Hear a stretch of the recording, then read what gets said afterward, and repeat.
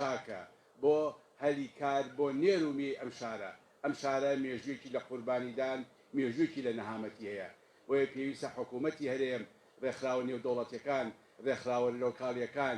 NGOکان لای لێ بکەنەوە لاکردنەوە لەم شارە لە فرسەتی عەمەل و هەلی کار یەکێکە لەو کارە باشانەی کە دەرچوانی زانکۆکانمان دەرچوانی پەیمانگاکانمان نەخێر تا سەی ناوەندی خوێندووە و کەسێکی لاوە گەنجە لە نێرومێ ئەتوانێت بێ ئیش بکات ئیش سەرەتای ژیانە سەرەتای دروستکردنی ئوسرەیە سەرەتای دروستکردنی چەتر و سەرەتای دروستکردنی ئاوەدانیە ئەم سەنتەرە ئەو سەرەتا جوانەیە کە بە هیمەتی جەنابی کۆسانخان وەک وەزیر و بە هیمەتی ستافەکەی و وەزارەتەکەی بۆ ئێمەیان کردووە ئێمە داوەدە سوپاسگوزارین هیوادارین بتوانین لە ڕێگەی ئەو سنتەرەوە گەشە بەو بوارانە بدەین کە ئەم سنتەرە لە سەرەتایەکی خۆیدا دەستی پێکردووە ئەم سنتەرە لە سەرەتا پێش بەشی گەورەی کردوێتەوە بەشییان بۆ درومان بەشییان بۆ کارەبا بەشییان بۆ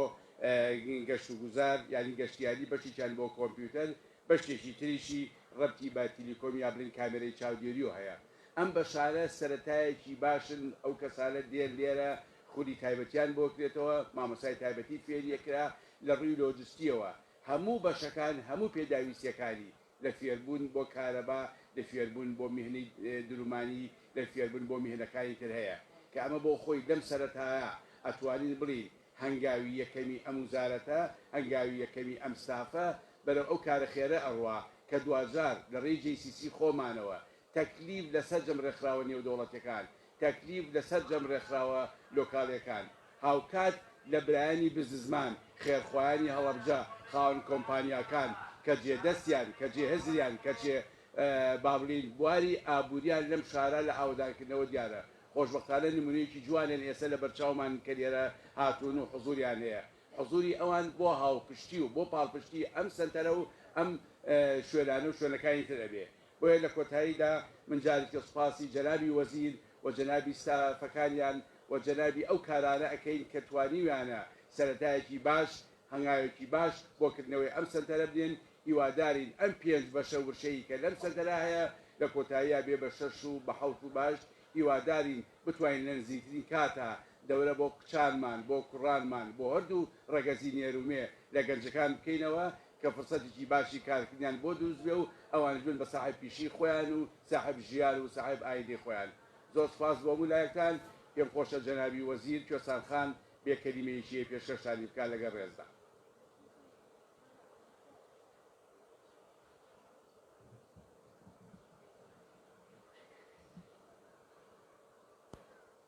ئەم کاتتان باش هەموو لایەکتان بەخێر بێن سەر چاومان زۆر خۆم بە خۆشحاڵە زانم بە شانازیی گەورەی ئەزانم بۆ وەزارەتەکەمان کە ئێمە ئەمڕۆ پێکەوە لەگەڵ ئێوە بەردێکی کە ئەخینە سەر بناغی ئاوەدانکردنەوەی شاری شەهیدان شاری هەڵەبجەی خۆشەویست ئەتوانین خزمەتێک پێشکەشکەین بۆ گەنجە بێنازەکانی هەڵەبجەی خۆشەویست دیارە ئێمە وەک وەزارەتی کار و کاروباری کۆمەڵایەتی چەند سەنتەرێکی ڕاهێنانی پیشەییمان هەیە لە هەولێر سلەیمانی دهۆک کەلار سۆران زاخۆ لە هەولێر دوو سەنتەری ڕاهێنانی پیشەییمان هەیە سەنتەری ڕاهێنانی پیشەیی هەولێر سەنتەری ڕاهێنا ئەکادیمیای سویدی کە لەسەر ئاستی عێراق یەکەم سەنتەری پێشکەوتووە ئەمڕۆژ هەڵەبجە بوو بە خاوەنی سەنتەری ڕاهێنانی پیشەیی ئێمە لە ڕێگای ئەم سەنتەرانەوە بە دوواداچوونی خۆمان بزانین لە ناو بازار کام کار کام پیشە هەلیکاری هەیە بەو شێوازە بەرنامەکانماندا ئەڕێژین بۆ پیشە جیاجیاکان بۆی بتوانین کە کۆمەڵێک گەنج فێری کۆمەڵێ پیشەی جیاجیا بکەین بتوانن لە بازار هەلیکاریان دەست بکەوێت ئەمە یەکێکە لە ئەرکەکانی سەرشانی وەزارەتی ئێمە لە ڕێگای بەڕێوەبەرایەتی گشتی کار و دەستەبەری کۆمەڵایەتیەوە بۆیە ئێمە ئەمڕۆ ئەم سەنتەرە ئەەکەینەوە بۆ ئەوەی گەنجانی هەڵەبجەش وەک گەنجانی هەولێر دهۆک سلەیمانی کەلار سۆران و زاخۆ بەهرەمەند بن لە پیشە جۆرا و جۆرەکان من ئەمەوێ لێرەوە زۆر سپاسی ڕێکخراوی BFZ و پرۆژەی پیشە بکەم بە تایبەتی کاگاریان و ستافەکەی کە بەڕاستی ماندوو بوون لەم کارەیە. ئێمە ئەم سنتەرە ئەمانەیە بە شێوازێکی جیاواز دەست پێ بکەین لە هەڵەبجە. جیا لەوەی ئێمە خۆمان گەنجانی هەڵەبجە فێری پرۆژە جیاجیاکانەکەین،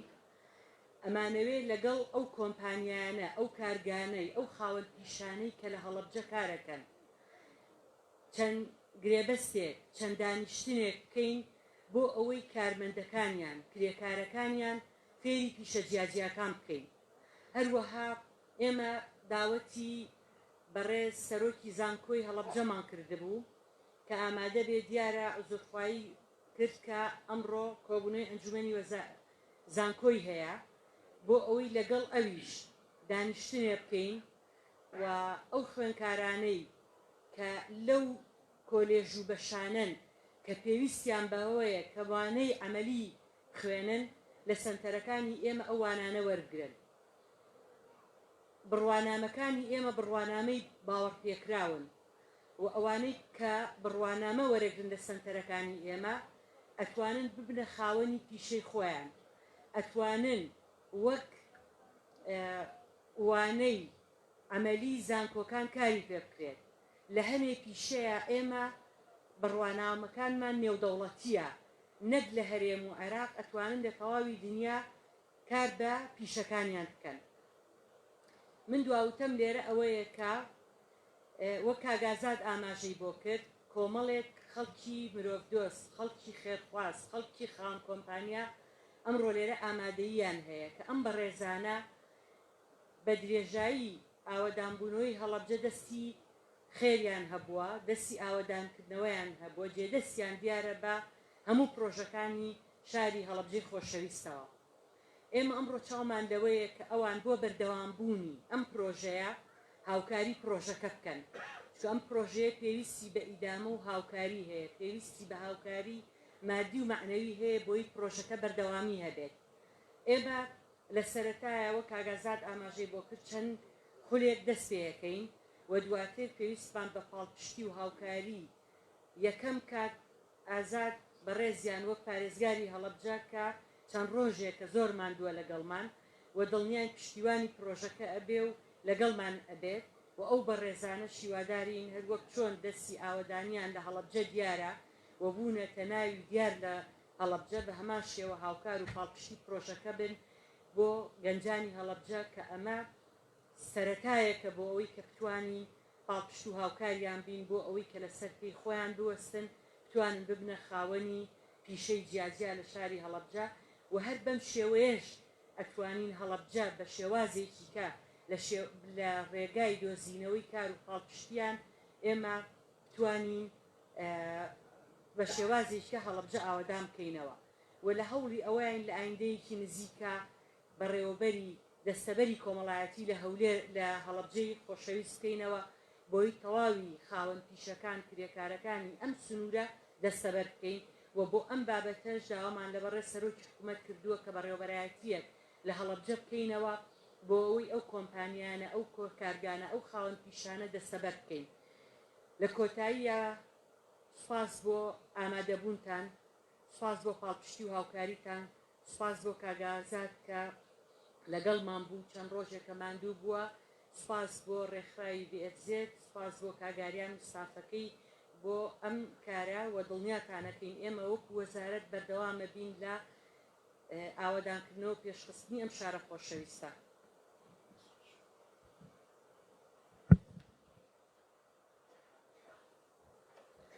زۆر سپاس بۆ بەڕێزان کێسان محەممەد وەزیری کار و کاروباری کۆمەڵایەتی و بەڕێز ئازاد تۆپی پارێزگاری هەڵەبجە بۆ وتەکانیان. بەڕێزان ئێستاش داواز لە زۆر بەڕێز یانس کایسەر بەڕێوەبەری پرۆژە لە ڕێکخراوی BFZ ئەڵمانیەکەم لەگەڵ هاوکارەکەی کاک ئاریان بۆ پێشکەشکردنی وتەکەیە.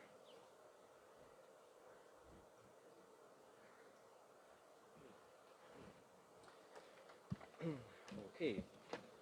so we show one microphone. Okay, good morning everyone. Unfortunately, my Kurdish is not so good, so I will speak in English and Mr. Aryan will help me to translate. بەنیتان باش بەڕێزان بەخێر بێن هەموو لایەک ئەڵێ بەداخۆ تا ئێستا زمانی کوردیکەم ئەو شێوەیە کە بتوان بە کوردی وتەکەم پێشکەش بکەم لەبەرەوە هاوکارم ئاریان هاوکاری مەکات لە وەرگێڕانەکە. So dear Minister, Ms. Swestan, dear Governor, Mr. Azad, and dear Ms. Noksha, Mayor of Halabja, dear Dr. Arif from Moisa, and dear representatives of the business community and distinguished guests. Thank you very much for being here today, and good morning to everyone.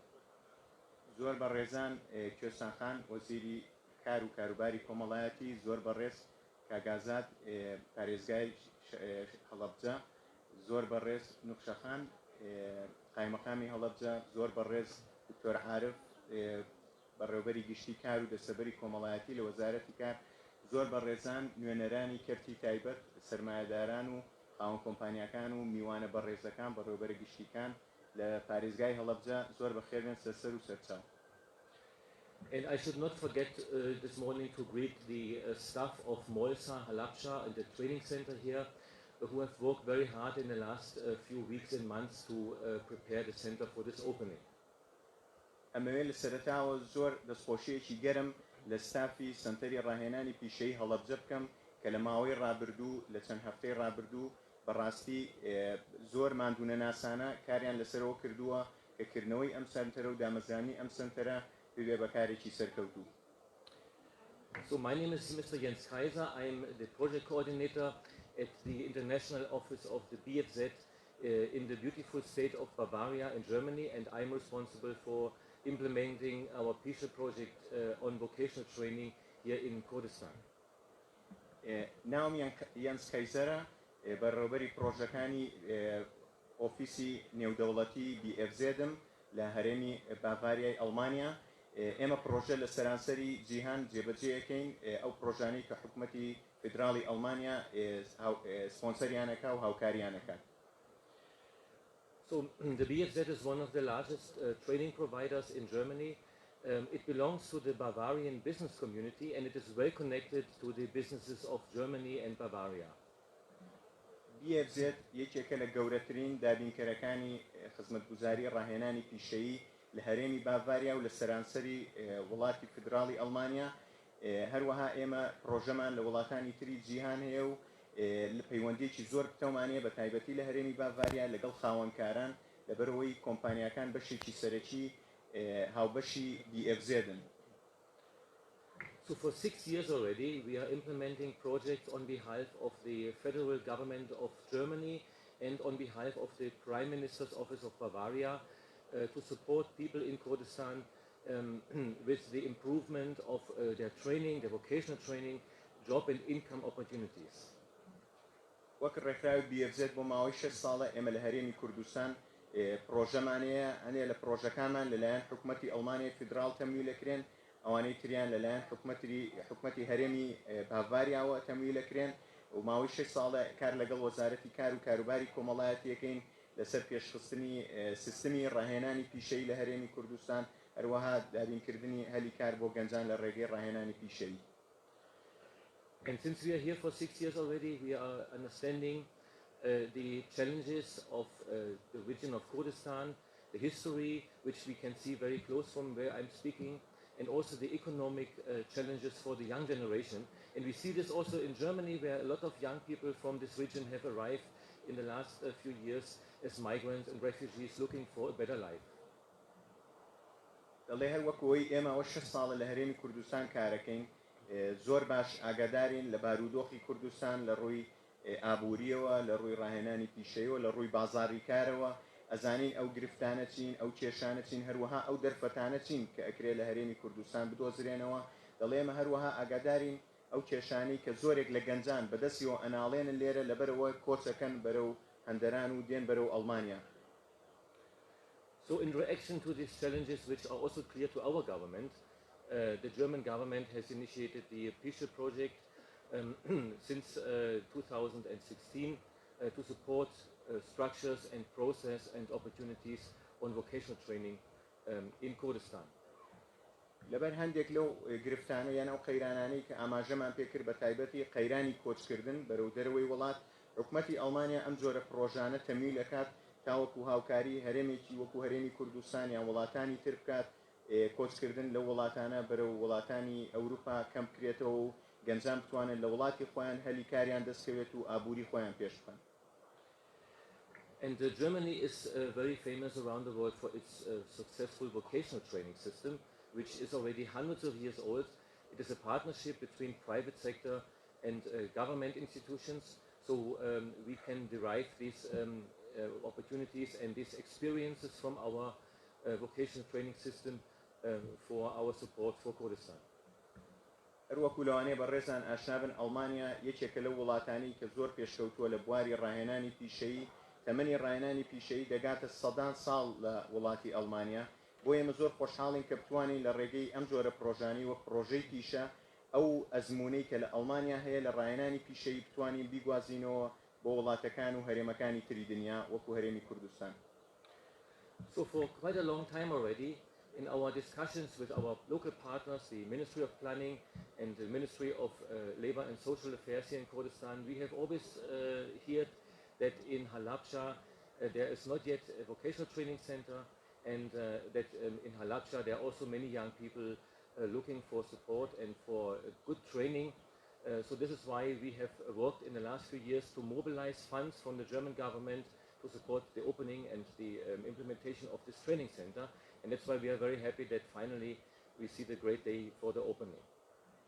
لەماوەی ڕابردوو بە گوێرەی ئەو گفتوگۆ و قسانەی کە لەگەڵ وەزارەتە جیاوازەکان بە تایبەتی وەزارەتی کار و کاروباری کۆمەڵایەتی هەروەها وەزارەتی پلاندانانی حکومەتی هەرێمی کوردستان کردومانە وەمان دەرکەوتووە کە حکومەتی هەرێم جەختێکی زۆر ئەکاتەوە لەسەرکردنەوەی سنتەرێکی ڕاهێنانی پیشەیی لە پارێزگای هەڵەبجە لەبەرەوەی سنتەرێکی هاوشێوە نەبووە تا ئێستا لە پارێزگاکە بۆ ئێمە زۆر خۆشحاڵین کە توانیمان بە هاوکاری وەزارەتی کار و کاروباری کۆمەڵایەتی هەروەها بە هاوکاری پارێزگای هەڵەبجە داوا لە حکومەتی ئەڵمانیا بکەین کە هەندێک تەمویلمان هەندێک پارە تەرخام بکەن بۆ کردنەوەی ئەم جۆرە سنتەرە لە پارێزگای هەڵەبجە و خۆشحاڵانە توانیمانە کە بگەین بەم ڕۆژەی توانین ئەم سنتەرە بکەینەوە ئەمڕۆ هەموو پێکەوە. So we are very thankful not only to our partners and colleagues here in Kurdistan, but also to the federal government of Germany, especially the Ministry of Economic Cooperation and Development, as well as the people of Germany to support us with equipping and opening the center, and we will not stop here. This is actually only the beginning of our support for the center, because in the next weeks and months we will bring experts from Germany here to help the local staff to produce world-class curricula and world-class training methods and make this a success. ئێمە لەگەڵەوەی کە زۆر سپاسی حکومەتی هەرێمەکەین بۆ هاوکاریکردنمان لە دابینکردنی شوێن و جێگە بۆ ئەم سنتەرە زۆر سپاسی حکومەتی ئەڵمانیای فیدراڵەکەین وەزارەتی هەماهەنگی و پەرەپێدانی ئابووری حکومەتی ئەڵمانیا و سپاسی خەڵکی ئەڵمانیاکەین کە هاوکاری ئەم جۆرە پرۆژەیەکەن لە وڵاتە جیاوازەکان و حەزەکەم بە جەنابتان ڕابگەێنم کە ئەمڕۆ یەکەم ڕۆژی دەستپێکە واتە ئەمە مانای وایە کە ئێمە چالاکیێکی زۆرمانە بێت و بەردەوامە بین لە هاوکاریکردنی هەڵەبجە لە ڕێگەی کردنەوەی خولی ڕاهێنانی مۆدرن دابینکردنی پرۆگرامی ڕاهێنانی مۆدرن کە هیوادارین گەنجانی خۆشەویستی شاری هەڵەبجە بتوانن سوودی لێ وەربگرن. So we believe that our contribution can be important to help provide opportunities for the young people of Halabja in finding jobs, getting good training, and eventually having a good income to sustain themselves.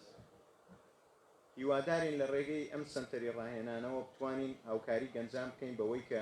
فێری پیشەی جیاواز بن توانن بە خاوەنکاری خۆیان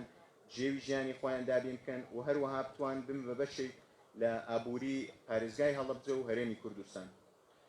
And based on our experience from the German vocational training system, which eventually has led to a very low youth unemployment rate, and it has provided great opportunities for young people to enter the labor market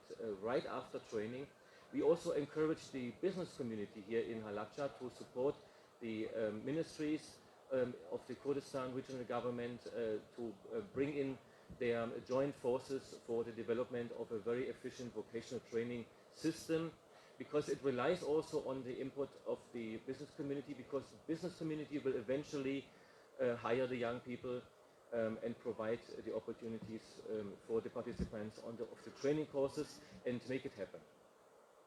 گوێرەی ئەو ئەزمموی کامانە لە وڵاتی ئەڵمانیا ڕاهێنانی پیشەیە وای کردووە کە گەنجانێکی زۆر بێکار نەمێنەوە بەڵکو دوای وەرگرتنی ڕاهێنانی پیشەیی توانن بە خێرایی دەست بەکار بن هیوادارین ئەم شێوازی ڕاهێنانە لە هەرێمی کوردستانیش بە هەمان شێوە ڕێگەی خۆی بگرێت و گەنجان توان لە ڕێی ڕاهێنانی پیشەیەوە پیشەیەک فێر بن و دەست بکەن بەکاری خۆیان حەزەکەین ئاماژە بۆ بکەین کە کەرتی تایبەت بە تایبەتی کۆمپانیاکان کارگەکان ڕۆڵێکی زۆر گرنگیان هەیە لە پێشخستنی ڕاهێنانی پیشەیە چکە لە کۆتاییدا زۆربەی ئەو کەسانی کە دەرەچن ئەگەر نەبن بە خاوەنکاری خۆیان دەوانێت بچن دەست بەکار بکەن لەو شوێنانە بۆیە زۆر پێویستە کە کۆمپانیاکانی کەرتی تایبەت زۆر بە ڕوونی و بە ئاشکرایی پێمان بڵێن پێداویستیەکانیان چییە چ جۆرە کەسێک چ کارامەیەکیان پێویستە ئامادە بکرێ لەم سنتەرانە لە ڕاهێنانی پیشەی تاوەکو ئەو کەسانە بەردەست بخرێن کە بتوان هاوکاری کەرتی تایبەت بکەن و پێکەوە ئابووری کوردستان بوژێنەوە. And finally, I would like to express my great gratitude to the government of Halabja for providing this great building here, because this is the most important contribution, and now we are looking forward very much to the operation of the center. Thank you so much. زۆر سپاسی پارێزگای هەڵەبجە بەڕێز پارێزگار ئەروە وەزارەتی کار بەڕێز وەزیر دەکەین بۆ پێدانی ئەم بینایە بەڕاستی جێگەی دەستخۆشیە کە بتوانین ئێمە ئەم سنتەری خۆمان لێرە دامەزرێنین زۆر سپاسی هەموو میوانە بەڕێزەکانەکەین لە کاتمان گرتن سپاسانەکەین کە لە کاتی خۆتان دابێ ئێمە و ئەمڕۆ لێرە ئامادە بوون لەم بۆنە خەنجیلانەیە زۆر سپاس دەستان خۆش بێ. Thank you. زۆر سپاس. زۆر سپاس بۆ بەڕێز یان سکایسەر بەڕێوەبەری پرۆژە لە ڕێکخراوی دیێزێ سپاس بۆ کاک ئاریان کە بۆ کاری لێگەیشتن و هاوکارێکی باش بۆ چەند ڕۆژە بەڕێزان دواییترمان هەیە کە لەلایەن زۆر بەڕێز دکتۆرە عارف حەیتۆ بەڕێوەبەری گشتی کار و دەستەبەری کۆمەڵایەتیەوە پێشکەشەکرێ بەکار.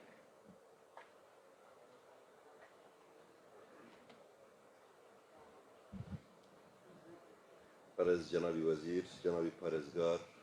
میوانە خۆشەویستەکان خۆش و بەرەبەڕێزەکان بەیانیتان باش هەڵبەتە دوای قسەی جەنابی وەزیر و قسەی جەنابی پارێزگار هیچ قسەم نییە چونکە من لایانی تەنفیزیمە ئەوان لایانی دانانی سیستەم و ڕێگە نەخشە ڕێگا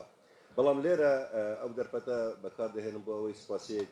ئاراستەی پارێزگاری هەڵەبجە بکەم کە هەر لە سەرەتایی دانانی ئەو بیرۆکەیە لەگەڵمان بووە و هەروەها سوپاس ئاراستەی بەڕێوەبەری سلێمانی بکەم ڕاهێنانی پیشەی سلێمانی کە بەستەفەکانی خۆیەوە و هەروەها هەموو ڕۆژێ لەگەڵ ئەو هەشت کەسە بەڕێزانەی کە لەلایەن بەڕێوەبەراتی چاودێری کۆمەڵایەتی گوێزڕێنەرەوە سەر بەڕێوەتی گشتی کار و دەستەبەری کۆمەڵایەتی دیسا لێرە حەزەکەم لە حزوری جەنابی پارێزگار بڵێم کە ئەو سنتەرە هەرچەندە دڵمان زۆر پێخۆشە بەڵام خەونی کوتایی ئێمە نییە ئەوە ئومێدی ئێمە نییە ئومێدی ئێمە وایە ئەو سنتەرە ببێتە بەڕێوەبەراتی وەکو هەموو بەڕێوەبەرەکانی دیکەی کە هەمانە ئەویش بە ئێمەت و پاڵپشتی جەنابی وەزیری و بە پاڵپشتی پارێزگار لەوانە لە کاتێکی نەک دوور نزیکدا بیکەینە بەڕێوەبەراتی و هەروەها ئەو داوایی کە ئێمە لە ساڵی 2012 لە قایمقامی هەڵەبجەمان کردووە ئێستا لە حزوری پارێزگار دەڵێن ئەو زەویەی کە دامان نابوو بۆ بەڕێوەبەراتی ڕاهێنانی پیشەیی هەڵەبجە ئەگەر بمێنێتن چونکە لە کۆتاییدا ئەو بەڕێوەبەرەتیە دەبێتە بەڕێوەبەرەتێکی زۆر گەورە بەپێی بەرنامەی کابینەی حکوومەتیش یعنی بوژاندنەوەی کەرتی تایبەت تەنها بە دوو ڕێگەی سەرەکی دەبێت ڕێگەی یەکەم ڕاهێنانی پیشەیە ئانک و دروستکردنی کادری وەسەتە ڕێگەی دوم دەستەبەرکردنی کۆمەڵایەتیە جەنابی وەزیر ئاماژەیدا کە بەڕێوەبەراتیەکی دەستەبەری کۆمەڵایەتیمان بۆ دروست بکرێن لە هەڵەبجە ئەگەر جەنابی پارێزگار هاوکار وەکو ئەو سنتەرە ئێمە بنکەیەکی دەستەبەری کۆمەڵایەتی لە هەڵەبجە دروستکەین بە هاوکاری بەڕێز بەڕێوەبەری گشتی چاودێری گەشە پێدانی کۆمەڵایەتی لە هەڵەبجە بۆ دابینکردنی ستاف و شوێنێک وەکو ئەوەی کە لە کەلارمان هەیە لە سوورانمان هەیە لە زاخۆمان هەیە ئەو بنکانە دەبێتە سەرەتایەک بۆ بەڕێوەبەراتی دەستەبەری کۆمەڵایەتی لە ئایندەدا دیسا لە بەپێی قسەکانی بەڕێز کاک یانس کەیسار کەوتی ئێمە هەموو کاتێ بەردەوام دەبین لە پاڵپشتان هەڵبەتە بێگومان من سوپاسێکی بێپان ئاراستەی ڕێکخراوی BFZ پرۆژەی پیشە دەکەم و بە تایبەتی کاک ئاریان مستەفەکانی کە 5 پیشەی پێشتر کە لە سیستەمی ئێمەدا نەبوون هێنانە کایەوە بە پێی پێداویستەکانی بازاری کار هەروەها 5 منهەجی دروستکراوە لەسەر ئەساسی CBT کە با بڵێن ڕاهێنان لەسەر بەرەمایی لێ هاتووی حەزەکەین ئەو بەرنامانە بەردەوام بن و هەندێک پیشەی تریش بە پێی پێداویستی بازاری کار هاوکارمان بن بۆ دانانی منهەجەکان چونکە ئەو منهەجە تەنها لە یەک شوێن بەکار نەهات لە سەرانسەری کوردستان بەکار دەهێنین و هەروەها ئێمە ئێستا 5 وەرشەمان لەو سنتەرە هەیە بەڵام خۆی لە حەقیقەیە زۆر لە 5 وەرشە زیاترە چونکە کۆبەڵێ بەرنامەی دیکەمان هەیە وەکو بەرنامەی کارەمایەکانی ژیان بەرنامەی جیهانی کارەکان بناسە کەیبی بەرنامەی دەست بە کارەکەی خۆت بکە لە بازاری کاردا بەرنامەی من پێشەنگێم کۆمەڵێ بەرنامەی دیکەمان هەیە کە پاڵپشتی بەرنامەکان ڕاهێنانی پیشەی بوون هەندێک جاریش بۆ ئەو گەنجانە کە تازە لە زانکو و پەیمانگەکان تەخەڕج دەبن ئەو دەورانە بە شێوەیەکی خۆسەر یان ڕاستەوخۆ یان سەربەخۆ بۆیان دەکەینەوە و لە کۆتاییشدا بەدیسە بە کاک BFZ و کاک کەیسەر دەڵێم ئەوە سپاسان دەکەین کە ئەوە سەرەتایەک دروست کرا هیوادارم ئەو سەرەتایە لە ڕانیەشمان بۆ بکەن چونکە لە ڕانیەش ئێستا ئێمە پێویستیمان بە سنتەرێکی ئەوها هەیە ئەویش هەر لە چارچەوەی بەڕێوەتی سلێمانی دەبێتن لە سەرەتادا اینجا لە پاشە ڕۆژدا لە دوا ڕۆژدا دەیکەین بە بەڕێوەبەراتێکی گەورە زۆر زۆر سپاسی یەکە بە یەکەتان دەکەم بە تایبەتی ئەو بەڕێزانەی کە لە ڕۆژی یەکەمی ئێمە بیرۆکەی سنتەرەکەمان داناوە کە من هاتمە ئێرە و نوێنەری بەڕێز پارێزگاری هەڵابچە بەرپرسی ئۆفیسی JCC لەگەڵمان بوو ئەوانە ئیشیان کردووە تا بەو ڕۆژە گیانە تامان هەرچەندە ئەو سوپاسیە بە قسەیە بە سوپاسی ڕسمیش بە نووسراویش بوو هەرنو بەڕێبەرانە دەکەم لەگەڵ بەڕێبەری سلێمانی زۆر زۆر سپاس سپاس بۆ بەڕێز دکتۆر عارف حەیتۆ بەڕێوەبەری گشتی کار و دەستەوبەری کۆمەڵایەتی